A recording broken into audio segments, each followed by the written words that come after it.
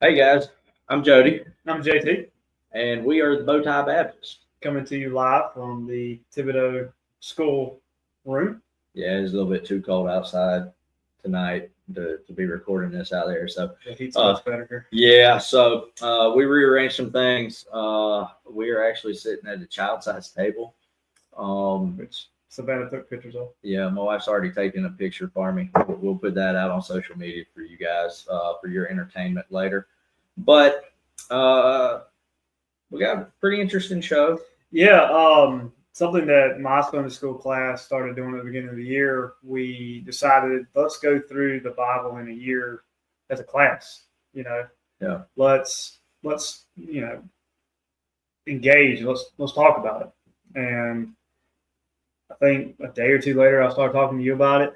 You got involved. We got some other people involved, and it's been great. We went with a chronological Bible, which I've never done before. Right. So that's interesting. But yeah, no, it's been great. The men have their Bible they're reading. The women in our class have theirs, and typically a couple of men engage each night. So we're really enjoying it, and I thought it'd be great for us to kind of just talk about it because I know outside of our class, plenty of people are reading through the Bible in a year, going through some Bible plans. And there's a challenge that you gave me at the very beginning that it really started kind of helping me fine tuning or seeing details that I haven't seen before. And in the past, I've read through Genesis, Exodus, but man, when it gets to Leviticus, man, it just hits me every year. Yeah. So, well, hopefully this year I can push through with all the people engaged in it. Yeah. Well, we'll get to that here in just a minute. But first, there's some recent news. We're recording this. I think this was announced. Let's see. It's dated. This news article is dated the 13th.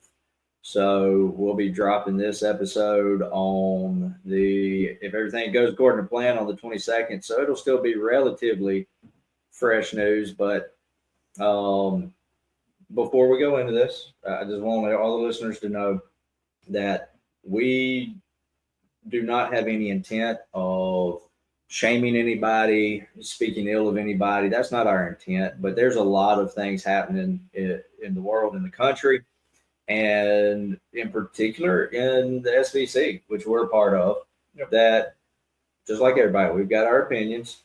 Opinions can be good, opinions can be bad, but this is one of those things that is getting headlines big time, and it's one of the things I've noticed about most of the headlines is the focus is on the dollar amount, not the other issues at play.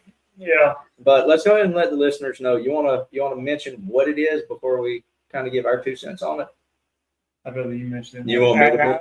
This way it comes back on me. Okay. All right. So for those who haven't put 2 and 2 together with the dates yet, we are talking about some new information that's come out about the Johnny Hunt trial. And well, the reason that came to light here recently because the new trial date has been set a week after the convention this year. Is that right? Yeah, it's the following week. And now that was actually, if I'm remembering right, that date was actually set last year. Oh, I think in November or December is when they actually set the date. But now the deposition, I don't know when the deposition got released. I actually found it. I started skimming over it. No. I don't have time to read 300 pages of somebody explaining and trying to justify their actions. Sin. Yeah, their actions that was sexually involved sin. And with a younger pastor's wife.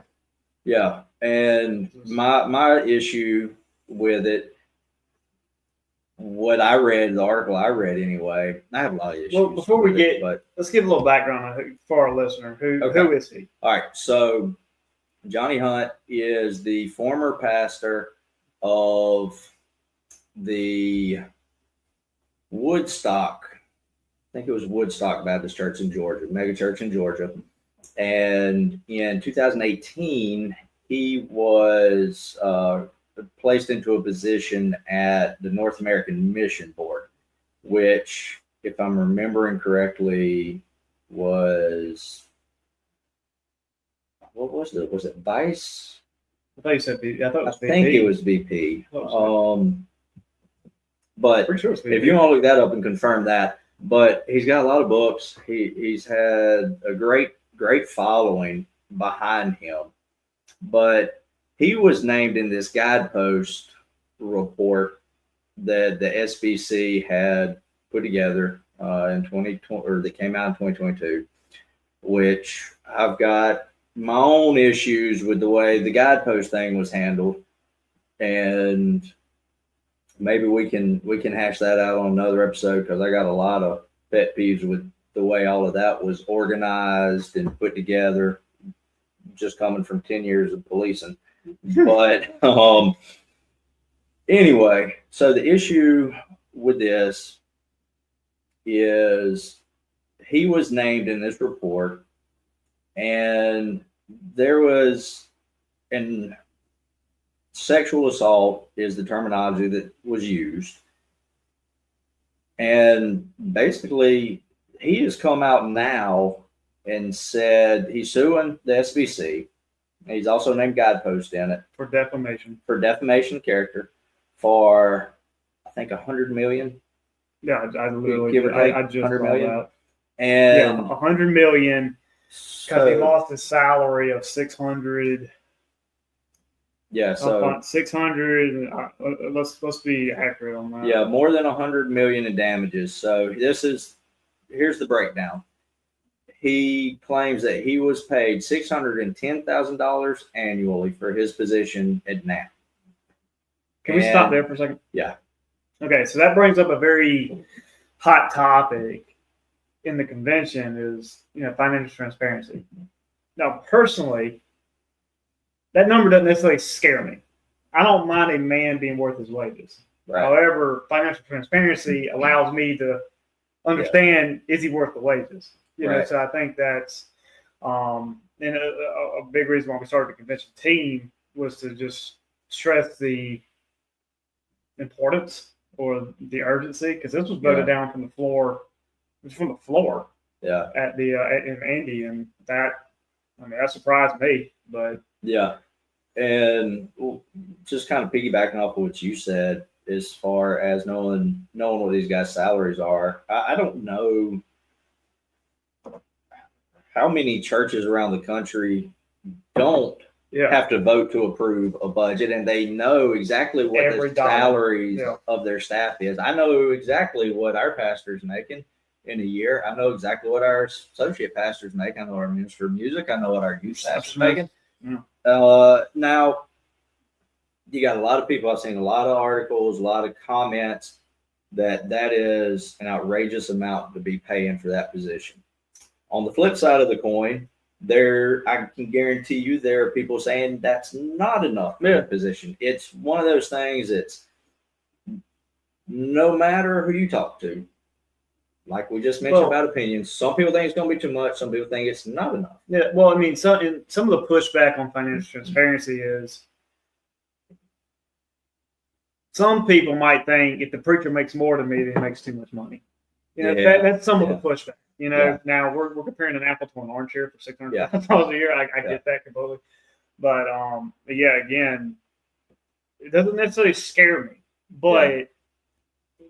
Transparency would allow me. I mean, is he worth the wage? Yeah, and then that's another conversation. Yeah, and just to go back into it, so we're looking at $610,000 per year. Yeah, and he says in this article, this is from BaptistNewsGlobal.com, and in this article, $3.96 million in future book sales. Yeah, $3.85 million in future speaking arrangements and fees, and $880,000 in lost income. So how long do you know when he was terminated or removed?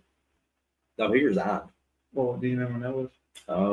It probably would have been right after this came out. I think it was in 2022. It was right after. So he served for some odd years. Which he claims he would have stayed another 11 years, which No, I would put thought that it- total at 6.7 million. Well, I did the math. That would have put him at like 80, I think. Yeah, 71. He would have stayed for another 11 So years. here's the last two dollar signs, and then I'm going to mention my other personal issues with this whole thing. 45 million for reputational harm. $45 million. Okay. That's 45 million for emotional distress. Okay. I could see emotional distress if you were innocent. Yeah. You know what I'm saying? Like, Yeah. I could see, my family thinking wrong with me, and I was innocent. But he's come out and admitted, and said that he's admitted he made actions. He made an error. Yeah. But that leads into the thing I have issue with, which His defense is his. So I was texting back and forth with somebody earlier today and over the last couple of days about it, and I mentioned my concern is not just the money, but the fact that he has attempted to redefine adultery to make himself innocent, which if you're a pastor, you know that adultery, according to Christ, if you look at somebody with lustful thoughts, you have already committed adultery in your heart. Now, sure, secular definition of adultery is what he's going for. Now, we talked before the podcast, so we're going to use the word that he used, or we're going to let the viewers research it themselves. We'll just let the viewers, just in case there's kids listening. But basically, there has to be more action than kissing and fondling. We'll just leave it at that. And he also... Well, he said because it wasn't following that, then he didn't commit adultery. It was not adultery, which is completely contradictory to Scripture. Basically, the act of creating a child is what is required for adultery. Of course, that's about as G-rated as I can think to put it. Yeah. But that's the way he defined adultery in this deposition. Now, he also mentioned in the deposition that he made himself out to be the victim. Yeah. And whether he wasn't, I don't know. I wasn't there. That's between him and God at this point. But he has made it out where he was not an at-fault party. I can't find the exact wording, so I don't want to misquote it or misspeak. But to paraphrase what I read that was pulled from the deposition is that he was seduced. So the way I read it made it sound like because he was seduced, it's her fault for seducing him, not his fault for falling into the seduction. This brings me to a great point of what we're going to talk about tonight is our recent rating. Guess who else was seduced in Genesis? Yeah. Joseph. Yeah. And he flooded. Yeah. I mean, yeah. So it's one of those things and got incriminated because of it. Yeah. And that's not the only issues that I've got with all this going on. I'll go ahead and mention this. Another issue that I have, this is not the first time that we have a former leader of the SBC suing fellow Christians. We're not supposed to sue one another in secular courts. I mean, but what at the end of the day, what is it? Who does it hurt the most? The church as a whole. Church, and evangelism, missionaries, and it makes it harder for people to want. They see this back and forth, and it's over money. That's exactly what it's over. It's not over his reputation. No. You can't put a dollar figure on reputation. Now, again, like I say. But again, what we discussed earlier. Yeah. I'm not, these are our opinions. Yeah. I'm not going to judge you because, like I said earlier, if you're going to say you're not ever capable of sexual sin, you're saying you're holier than David. Yeah. wiser than Solomon and stronger than Samson. Yeah. Okay, so I'm not foolish enough to say that, Yeah. whatever. No, but yeah, again, I mean, how do you perceive? yeah. How does So this is in recent years. This is the second pastor, leader of the SBC, who is suing other leaders of the SBC and of the church, and they don't see any problem with that. One of them actually justified it, his lawsuit, and said that that's not what the scriptures actually mean about not suing other people. But I'll leave that one alone at this point because that's in the past. But we've been talking on this 15 minutes already. So you I never know don't if you're going to think hear we were both sides expecting of that. But- speaking of which, I do want to give a shout out real quick while I forget. Scotty, this microphone's for you, wherever it is. Yeah. Hope you can hear me better. I got him. We got lapels this way. Yeah. We're evolving here. So this way, when we rock back and forth and move around, the mic is going with us. So hopefully JT's not loud, quiet, and I'm the same, but we're evolving, man. Getting there. Speaking of that, before we go ahead and move into the actual topic of the show, which 16 minutes, this might almost be the topic.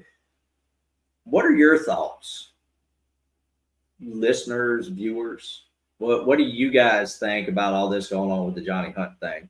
Now, again, if there are any ugly, disrespectful, rude comments, we will remove those. We don't want to speak ill of anybody. That can be hard to do at times. I understand. I don't know how you could say his actions aren't shameful. Yeah. So I can see the challenge. Yeah. There, but doctrinally sound comments obviously are always welcome and encouraged. So that said, let's go ahead and move into some doctrinal topics. Yeah, again, this is my second time reading through. I started Bible in a year late last year. So it was like March. I started going through it, and I was doing great, man. Got through Genesis. My wife gave me a new King James Bible, and this is King James here. I'm trying to go through it in King James, and was going through it great, and then just hit Leviticus and just got punched in the face, man. I think I made it to about mid-February last year and fell off the wagon. But I was doing the straight through Genesis to Revelation.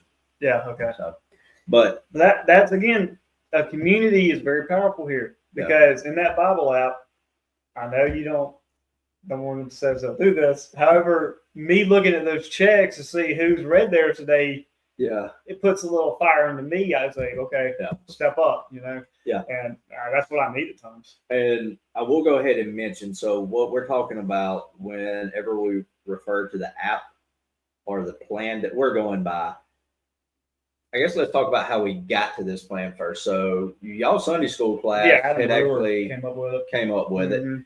And I decided to read through it chronologically, and I pitched the idea to you without knowing y'all were doing that. And said, hey, what do you think about us doing this? And it would give us something to talk about on the show. And you say, yeah, we're already doing the chronological one. So, well, which one are you doing? Because I actually just printed this one out, a different one. I think mine was the blue letter. Let me see, I got it right here. The Blue Letter Bible, Daily Bible Reading Program, Chronological Plan. And we'll go into the differences of that one and the one we ended up going with here in a few minutes. But we use the Bible app, the U version is what it is. You can download it. And we specifically are using the 1 year chronological Bible. Yeah, I know I posted it on mine when I shared. I think I shared one of the Bow Tie Baptist posts. Okay. But maybe that's a good idea for us we'll put a picture up on social media of. I think we can even post a link to the actual plan. We'll figure out how to do that. Yeah, as long as you have the Bible app, you can join right along with us. Which, if you don't have the app, we've been posting every day from that reading plan.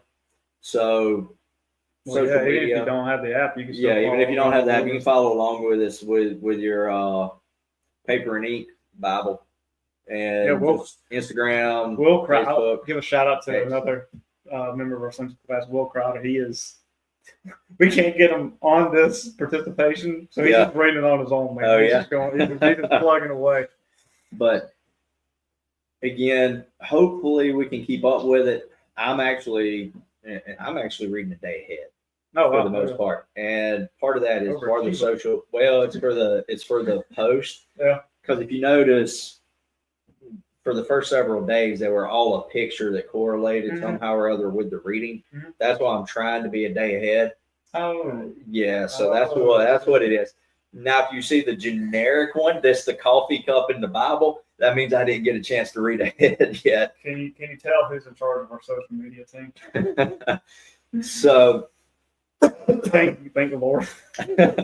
But let's go ahead and get into it. Well, now, why did you want to go through the 1 year, and then I'll say kind of why I wanted to do it. Yeah, I mean, I guess I'm not ashamed to admit I've never read the Bible, beginning to end. Yeah. And I've read books of the Bible and whatnot, but there's still holes, right? Yeah. So, it's like, you know what, 2025 is going to be the year that I can finally say that. And you challenged me, right? So, you want to talk about your challenge? Yeah, we can do that. So, that was also part of mine. Is I've started it several times, but I've never completed it all the way. Well, and then too, going back into that, my comprehension is just not. I will get in a rut, and what goes in one ear and out the other. I know you can't physically do that if you're reading, but whatever is comparable to that while just reading, like I'll just get in a rut and it'll just go right on through it. So by taking notes, trying to find something I didn't know, has me slow down. It has me try to pick up on some details, and it is it's working thus far. I got you. Well, the plan or the challenge, I guess, that I gave you was to, when you're reading, because I decided to start doing this. My sister gave me a little journal for Christmas. Moleskin? Yeah, I like that. Yeah, that's what this is. That's exactly what this is. And so she gave me this, and I was trying to figure out what I want to do with it. So first thing I did was I put one of my gospel fly stickers on it. Nice. Shameless plug. Perfect. But which the next thing will be the bow tie Baptist stickers that I'm gonna be getting here before too much longer. So another plug. Again, another plug. Keep your eye out. But I said, what am I gonna do this? I thought about whenever I took the kids hunting or out in the woods, using it as a journal log of those trips.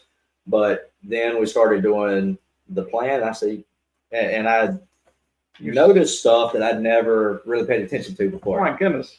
So I wish the camera could see your notes compared to my 2-line notes. So my challenge to you was what I decided to challenge myself with, which was in each of the daily readings.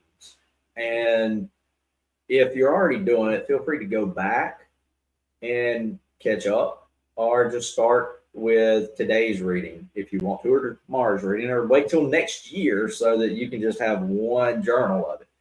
But look for one thing that you haven't noticed before in that particular section of scripture, or research something that you might have already known just to get a deeper meaning and understanding. That way you're not just reading it, but you're actually studying it. Because it's good and great to read the Bible.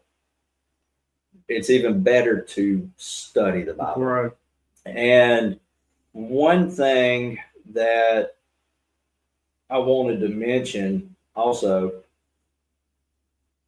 is this is going to be challenging and hard, especially once we get into the point of all we're reading is a genealogical line, or it's the New Testament, because we spend so much time studying and reading the New Testament at church and in classes. Yeah.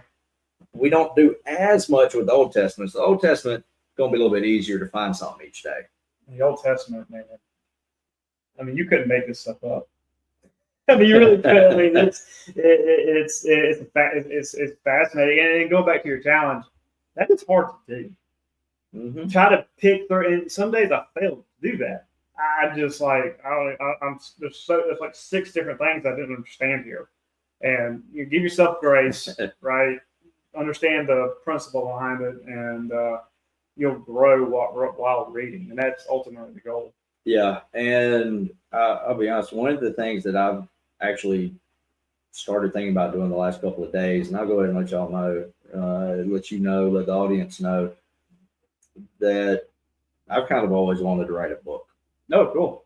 Now, what it was going to be about, I don't know, but doing these notes, I've actually, if I can keep up with it, what I'm thinking about doing is going a little bit more in depth and actually doing a reading plan and doing it more like a devotional. Yeah, but so that could easily be. But it would be one of the things, it would just be a random fact that a lot of people might overlook, or just something that very few people overlook. I'm one of the very few, but by researching it and studying it and writing a couple of paragraphs about it would help somebody else grow and have a deeper understanding and appreciation for that particular part of the word. And I think that's great. We'll go right before we close out the episode. We'll discuss, if you don't mind, we'll share some of the things. Yeah, I'll share a couple of because I mean some of these things really blew my mind. Yeah. Yeah, whenever you're ready. But be happy to go before we go into that, there's one other thing that I wanted us to kind of highlight for a little bit, and that's reasons, aside from what we've already talked about, why it's good to read the entire Bible straight through. And there's actually an article on the Baptist Courier, which is for those not familiar, that is the publication for the South Carolina Baptist Convention. And they're affiliated with the SCBC, but they have really good articles, have a monthly publication. If you're part of a Baptist church in South Carolina, and your church is a part of the South Carolina Baptist Convention, call your church office, because that's how we get ours. Yeah, and this month, have you read any? I haven't. No. It's got. I mean, the first 2 or 3 articles are really good. Just understanding calling. Oh yeah. And digging into it, and then the next article's like, you can service your calling right where you are too. Yeah. So it's like good. It's a good balance, but they're great reads. Yeah, and we actually shared a post that they had on X with a link going to their website. So you can just go to their website, baptistcourier.com, and find this article. But the article is 5 reasons to read the entire Bible in 2025. And I'm not going to go into actually reading the actual, I guess, explanation of each reason. Mm-hmm. But we'll go ahead and read a couple of these reasons. One of them is that reading the Bible annually helps you learn the overarching meta-narrative of Scripture.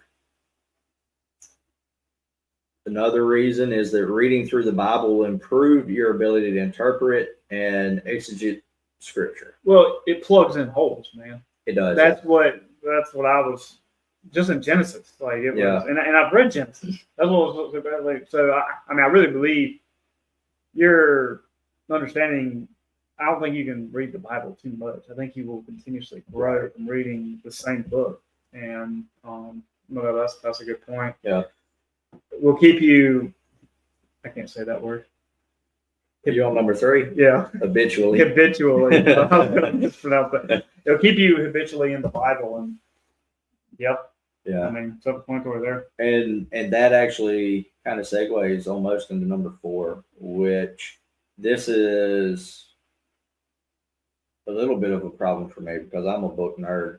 I love books. I don't get to read near as much as I would like to. Yeah. But I find myself reading more Bible studies and theological books and books analyzing Scripture than I actually read the Bible. And I can see how that is, though. I can see how you get, because right now, I mean, just I don't know how well read people do it, man. I really don't like this. Like I get up as soon as I don't know when people have time to really. Like I'm having to carve out time just to go through the 30 minutes or whatever it is. So for me, right now, this is my primary read. I do have another book that I'm diving through, but I can see how you start going down that hole of going down just learning or engaging different material about the Bible. I can see how that will take you away from Scripture. Yeah. But what are some of the? We'll leave that last number 5. We'll leave that one alone and maybe encourage some folks to go check out the website. Yeah. And on a side note, I'm gonna give them a plug. Have you listened to their podcast yet? The Courier? Yeah. It's called Courier Conversations. Comes out on the 1st, 15th, and 30th. Is it the 15th and 30th? The guy, who is that? Is that the guy who owns it? It's their editor. Yeah, is that he's the editor meeting? president of the Courier. It's Jeff Robinson. He likes a lot of your stuff on Instagram. He knows that. Yeah, I think he's the only one other than you and my wife. Thanks, by the way. I appreciate that. Rachel doesn't have Instagram, or else she'd like it. We need to reach out. If you're game, maybe we can get him to come on sometime and talk about the publication and their. I mean, they lay out lunch or and something, stuff. Yeah. So if you're listening, expect an email from us. Or a phone call. Maybe we can work something out, get you on here and pick your brain about publishing a magazine and publishing books. But we're talking about. I mean, you could easily write an article. I mean, you have an article in the first 4 pages. Yeah, but you haven't read it, so you don't know how good or bad it is. Yeah, that's fair. All right, let's go ahead and move on. So we're at the 30-minute mark. So let's go ahead. I've said so. You want me to start? Many times. You go ahead and start, and I'm gonna pick out one that I want to do. Let's do how many pieces? What, 2 apiece? Yeah, 2, 3. Whatever. I mean, whatever we felt led to do. But I mean, this is something. I guess Baptist. If you're familiar with Baptist faith and message, you already know this. But just reading in the Scripture really, I guess reiterates it. But Jesus was present during the creation of man. And I don't know that's not new knowledge. Yeah. Right? But a lot of people a different thought, just to of course he was. He's the us. Yeah. In the garden. And it was just think about as a kid, world. How many times you read that and you never put 2 and 2 together. Well, you understand the Trinity, right? Well, no, I don't think anybody understands. Well, at least I don't think I'll ever fully understand the Trinity, right? Yeah. But I don't know, just that little light bulb. Well, of course, he was there in the making of man. But that was just my first one. It's in my favorite. My can I share my next one? Yeah. Okay. Good. So while reading, I never realized. Well, I didn't realize. So Eve told the serpent that she was not to touch the tree of the knowledge of good and evil. Mm-hmm. God never told Adam to not touch the tree. That I said, okay, so clearly there was some miscommunication from Adam to Eve, and to me, it was just a spiritual leader, male being spiritual leader there. That's maybe the first example of miscommunication between husband and wife. Yeah. Did that lead to? Yeah, because I didn't even pick up on that. What was do you have the verse written down? No, I can probably find it real quick. If you want to read yours, I'll go read while you're looking that up, and we'll go ahead and read that. But I'll keep it with the creation for my first one, and it actually has to do with the fruit also, or with the trees. Mm-hmm. Genesis 2:16 and 17, and I guess I should have opened that before. But so that's Genesis 3:3. But of the fruit of the tree which is in the midst of the garden, God hath said, Yea, shall not eat of it, neither shall ye touch it, lest ye die. Yeah. That brings up another point. That brings let me just say it before I forget. Yeah. What was the punishment for Adam and Eve if they ate of the fruit? Death, right? Yeah. At least they died. And so everybody wants to say, man, God is harsh. Well, to me, it showed grace there.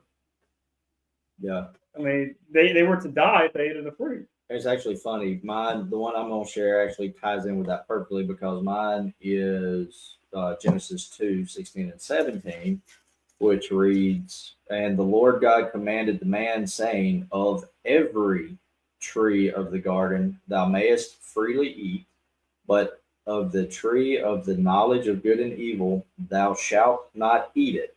For in the day that thou eatest thereof, thou shalt surely die." What tree can they not eat from? The tree of the knowledge of good and evil. Okay. What about the tree of life? They can eat from it Mm. until after they ate from the tree of knowledge. Right. And this is, I did a little bit of research on it. And I'm just going to share, this is what I found in researching this. So this indicates, let me start from the very beginning of my note. These two verses state, man was given permission to eat of every tree except the tree of knowledge of good and evil. This indicates man was not forbidden to eat from the tree of life until after Adam and Eve ate from the tree of knowledge. It also, can you read my own handwriting? It also, however, was not necessary for man to eat from the tree of life for eternal life prior to the fall. So that's something we've also got to keep in mind, though. So they could have eaten from it, but they didn't have to. So what you're saying there could be, least he die, loses immortality. Yeah. Is that what you're saying? Pretty much, in a nutshell. I wasn't looking at it that way, but yeah, pretty much. And sin causes death, and with no sin in the world prior to the fall, there was no requirement to eat from the tree of life to avoid death. You ever heard the argument, why didn't God create the perfect world? He did. He did. Yeah. So that was, I just figured I'd throw that one in there since it ties in with yours. But what else you got? Perfect. Well, I want to bring up the genealogy. Yeah. Because it's funny because a member, a good friend of mine, Michael Gaddis, he's in our Sunday school class, and he put in the chat, he said, "Man, I'm gonna need a list of all these begots." I was like, "Oh my gosh, it just so happens I have just that." Yeah. So now, before you go into this, I'm gonna say, you see there in the top corner, that's our logo, but that, for the audience, that is not superimposed on this image. It is just on the video. We don't own any rights to this video. No. This is actually from Answers in Genesis, which is an amazing resource. If you would like to learn more, definitely check them out. But I just wanted to throw that in there so there's no confusion. This in our picture. I wish we could say we created that. But no. Now we are going to start working on having our own resources that'll be available at some point in the future, but not now. No, this is not. I wish I could do something this way, but no. This is what my Faith Bible Institute class used. Yeah. And I just took a picture of it, on my computer as I was going through it. And, I started using this while I was reading Genesis, and it's just a great resource to have as you're reading it. And just so happens, reading through this, I realized that Jacob begot Judah with Leah and not Rachel. Mm-hmm. I don't know why. I guess I don't know. I never picked up on that. But you would think Jacob and Rachel would produce a genealogy of Jesus, but that's not true. So, how much deception was Jacob involved in? I mean, so he deceived Esau, deceived Isaac, and then Laban deceived him to wed Leah first before Rachel. Yeah. And from all that deception, you have the genealogy of Christ. Yeah. And so we encourage you, have a genealogy map as you're going through your reading, and it'll kind of help tie in, in Michael's words, all these begots. Yeah. And I will say, we didn't mention it. I apologize for the folks that are not watching this. If I allude to something that's on the screen, you got to watch it, guys. I apologize. Check it out on YouTube. What we have rights to, we'll share on social media. But in this regard, just do a Google search for Messianic Genealogy from Adam to Christ. And even if you want to throw in the little bit extra answers in Genesis, and this is the screen that should pop up. It's got a couple of pictures, but it's actually a really easy to follow line. So it's actually, and then it goes to the genealogy of Joseph and of Mary. Yeah, from David. I mean, there you go. It's got what you need. I'm going to pull that off of the screen and let y'all look at our ugly mugs a little bit longer. All right, so my next one, I'm a big history nerd. So I'm going to go ahead and go into the day 2 reading, which had to do with the ark. Now, this nobody knows. There's a lot of speculation and theory, though, which I also like speculations and theories. But this is in Genesis 6:16, refers to the window in the ark. And the way it is wording is that there was a singular window in the ark. Now, the Hebrew word that is used here, I'm probably going to mispronounce this, but it's sohar, and it literally means light, moon, or midday. Now, in the other places where window is used, there's a different Hebrew word used. One of the theories is that this was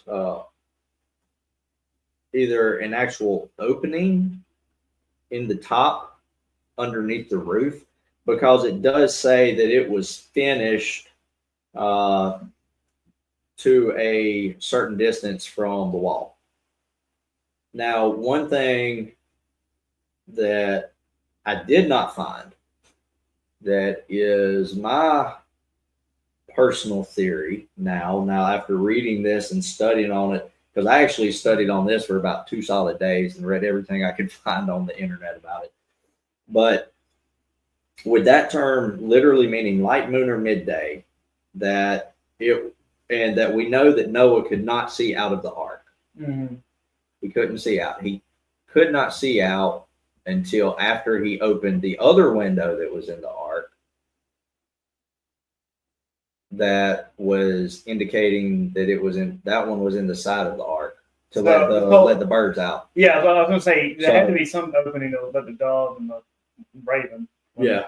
So I'll just read this verbatim. What I have here in my little log is there are lots of theories about this, but it is unlikely that it was an actual opening Noah could see out of, because of the wording in Genesis 8:6 and 8:13.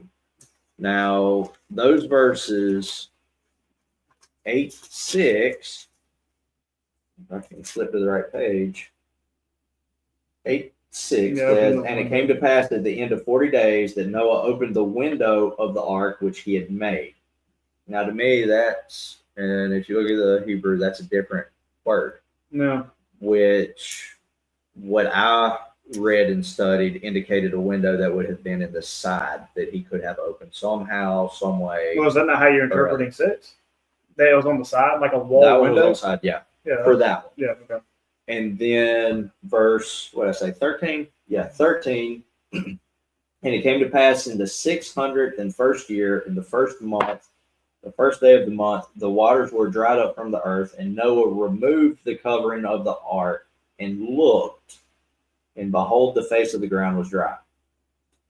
From what I was reading on this, is there was he had to remove some part of the roof of the ark in order to see out. because the window that he had that he sent the doves out of, verse 13 indicates, to me anyway, that he couldn't see out of that window. He had to actually remove the top off of the ark in order to see and behold, or it says, and looked and behold, the face of the ground was dry. So he would have been able to see out prior to that, in my opinion. Now, moving on, this is my theory that I haven't found anywhere else. It might be a terrible theory, I don't know. But have you ever heard of oiled skin windows? So oiled skinned windows are what were used in the American frontier instead of glass. It is an animal hide that has been tanned and thinned to the point that it will let light transmit through it, but you can't see through it. So it's basically an opaque window. Now, there's also something else that I learned about in studying this, that we've got to think animals were much larger when Noah went onto the ark also. In my opinion, there were also dinosaurs. So dragons. Yeah, that's going to have to be its own episode. But yes, absolutely. Yeah. Well, I think Darren's actually working on it. He is, yeah. But as far as come on, Darren. My stance is that Leviathan was a dragon because God is describing his creation and he describes it as breathing fire. Well, do you know why? Well, there's a lot of I wish I knew this guy's name, but Noah's sons. How tall do you think Noah's sons were? I can't remember the exact, but these are giant men. They would have been massive. Giant men, and everybody wants to say the ark's impossible, but you ain't talking about normal sized human beings. But the atmosphere is completely different prior to the flood. Yeah, and you lived a lot longer. The oxygen was much higher than what 21% is now. Yeah. So here I wrote here, I believe it's most probable he used skin because the light would have allowed, this would have allowed light through without him being able to see out. And then once Genesis 8:13 occurred, he would have been able to easily remove the covering because it would have just been dried animal hides from the ark in order to look out. Now, 8:6, I have a note here that 8:6 uses a different word for a singular window. I don't remember what the Hebrew word for it was. I should have wrote that down in my notes, but I didn't. But there's actually another type of window that I learned about studying this that was used in medieval times by peasants. They would actually take animal horns, cow horns, and they would hammer them flat. And they would essentially think of a shutter, how it's the way they stack on one another to keep rain out.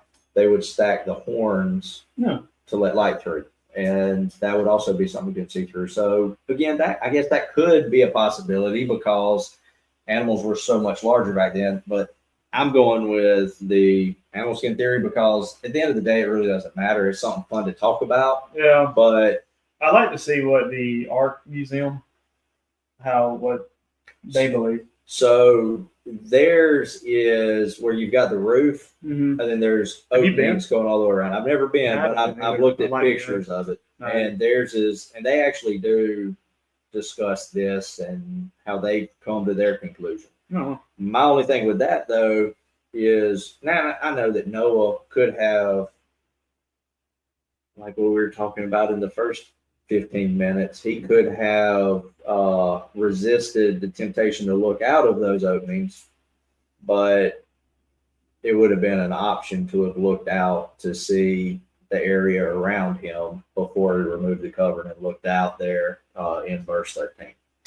Well, and I was talking about all this, I never really thought it doesn't make much sense to have a normal window during a flood. Yeah. That could be problematic. Yeah. So, and there's another thing I learned about that. I'm just going to mention this. And God closed the door. If you read, starting with verse 15, him leaving the ark, it doesn't say anything about him opening a door or going out through a door. It just says that they went forth out of the ark. There's a lot of good theories on that too, if anybody wants to do some research. But The one of them that the two that I saw that seemed to be probably the most popular opinions is that he either cut a hole and made a door in the side of the ark, or they went out of the top from where he had removed the covering. Yeah, I mean, it goes directly from him entering to them building an altar. Yeah. Interesting. Yeah. Yeah, see, that, I read straight through that. Didn't think anything about it. See, and there's some things that some days, let me see, there's this one, like Hagar was an Egyptian that was day 5 from January 5th. Mm-hmm. In Genesis 16:1, it explicitly says that Hagar was an Egyptian. In those other verses, I didn't really find anything that stood out to me, but I tried to research a little bit more. Mm-hmm. We know that they lived in Egypt for a period, and there's actually one opinion out there that Hagar was potentially gifted to Sarah by the Pharaoh, because if you remember everything that happened, Abraham lied about who Sarah was so that he wouldn't be killed by Pharaoh. Oh, yeah, that's what we were talking about. Why is everybody telling their wives or sisters, man, to the Pharaoh? Yeah, I don't know how much. I've got stuff for every day. Anybody in the audience, if you want to know what I've got, shoot me an email, let me know, and I don't mind sharing this stuff. If you think I'm way out in left field on any of this stuff, let me know that way too. But I tell you what, go ahead and give it one more, and then we'll go ahead and wrap this episode up. Well, we're coming up on an hour already. Yeah. Oh gosh, just one more. Well, let's just stay right with the ark. So Noah leaves the ark, plants a vineyard, and gets drunk. Yeah. Who can blame him? you just you know what I'm saying? Like, man, I hear you. But is it Ham? So Noah curses his son for his son seeing him drunk, passed out, naked. So why? Why curse your son for seeing you naked? That, again, I still have an open-ended question. I need to go back in and study. So what that boils down to is, if you read into it, it was Ham who was the father of Canaan. In verse 22, and Ham, the father of Canaan, saw the nakedness of his father and told his 2 brethren without. So he went out. So he didn't cover Noah. So instead of doing the respectful, honorable thing, which would have been to cover him, it almost, with him being cursed, makes me want to think that he went out and he was making fun of his dad to them. Like, he was making fun of him. Like, dude, hey guys, y'all ain't gonna go in here and look at Dad. He got blitzed. I mean, he ain't got a stitch of clothing on him right now. Yeah. And they were like, so I guess them showing grace, being respectable children. They went and covered him. Well, see, I didn't think of that. Yeah, potentially. So I don't know. That's the way I think. That's the way my mind goes when I read it without doing any in-depth study on it. Mm-hmm. But and this list goes on. Yeah. I mean, if you do this, you're gonna, like you said, it's a good exercise, because it creates topics for future discussion too. Yeah. Yeah. And I'll go ahead and mention that what we're doing tonight is what we'll probably be doing for a while, at least. Record multiple episodes while we have the opportunity to sit down and do it. How many kids are between the 2 of us? 7. Yeah. So we gotta make it work. Yeah. And what we're gonna do is try and do 2 episodes at a time when we get together.